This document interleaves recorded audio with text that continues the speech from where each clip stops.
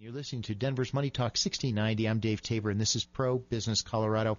Returning now to Brian Watson of North Star Commercial Partners. Thanks for joining us, Brian. Honored to be here. And beyond North Star Commercial Partners, you've got a whole separate organization that's sort of near and dear to your heart called the Opportunity Coalition. Tell us about that. Absolutely. It's a nonprofit that I founded a few years ago, and I did so because I saw that our state was somewhat disconnected. I come from a small town on the western slope of Colorado, and I noticed that there were people on the western slope and the mountain range and the front range and then the eastern plains, and not everybody was connected. And they were also disconnected, whether they were in business or academia, politics, whatever it might be. And I said, what could I do to help bring some of these people together? And I knew just a lot of wonderful people with great stories, a lot of these that you share on the radio. And so we created, the Opportunity Coalition, and we do it at the Innovation Pavilion, which is a building I bought from a lender. It was a foreclosed property. And it's all part of your business model. Exactly. Yeah. And there's a business incubator there, and the youngest entrepreneur is grade school, the oldest is in his 80s, and everything in between. And 80 new companies have been developed or grown in that location. And so we bring in a monthly speaker who shares their golden nuggets of wisdom, of their personal story, and what did they do, and how can they encourage others. And we have 100 to 200 people show up every month, and anybody is welcome, and they can learn more at OpportunityCoalition.com. Yeah, thanks for sharing that website, OpportunityCoalition.com. I do encourage listeners to come to those events. One of my favorite ones was Tom Shane. I hope to have him as a guest. He did a great job. Oh, I hope I have him. And one of the things that he impressed me so much, again, is one of my missions of this show is to demonstrate that most business people are virtuous. And Tom really stressed this whole notion that in the diamond business, business is done on a handshake, and if you violate trust, you're done. Yes, that was a great statement. Yeah, I just love that, and I look forward to having him.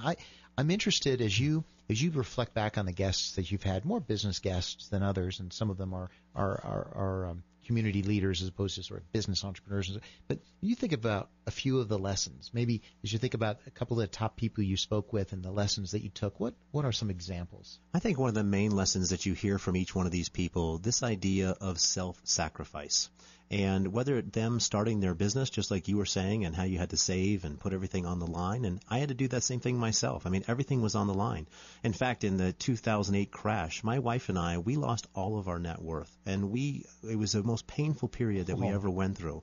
And it was not easy owning real estate at that time. Mm-hmm. But we fought through it, and we learned a lot of lessons, and we came out better and stronger. But this idea of an entrepreneur willing to have self-sacrifice for their business, but more importantly for their employees. Oftentimes I think people think of from the outside that these business people, all they're in there to do is to go make themselves a lot of money. Well, I can't tell you, myself included, how many people I know have paid every one of their employees first and foremost before they ever get to collect a check. Yeah. And there's some long periods there. So that's self-sacrifice about employees, your business, doing what it takes, but also self-sacrifice in terms of serving the community. Most people I know, they understand where their roots came from, and they want to invest and to create benefit for their local community. Yeah, if you've just joined us, this is Dave Tabor with Pro Business Colorado. We're speaking with Brian Watson of North Star Commercial Partners and also founder of the Opportunity Coalition. This is Denver's Money Talk 1690 AM.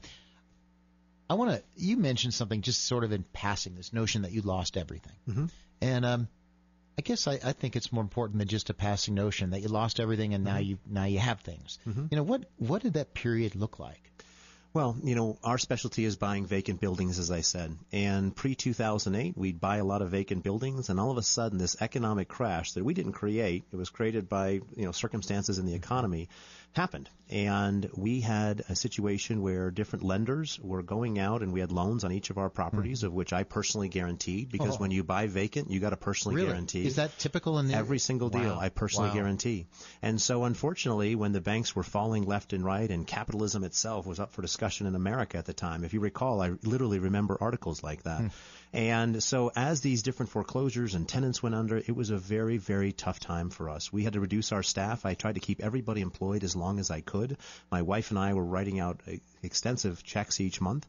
And unfortunately, we had some banks that had to foreclose on a couple of properties. And I had never had that happen. Mm-hmm. And I had people tell me at the time, you know what, Brian, just declare bankruptcy and walk away from all of it. And given where I'm from and my word is my bond, I said, you know what, I'm going to fight through this and do everything I can to make it right.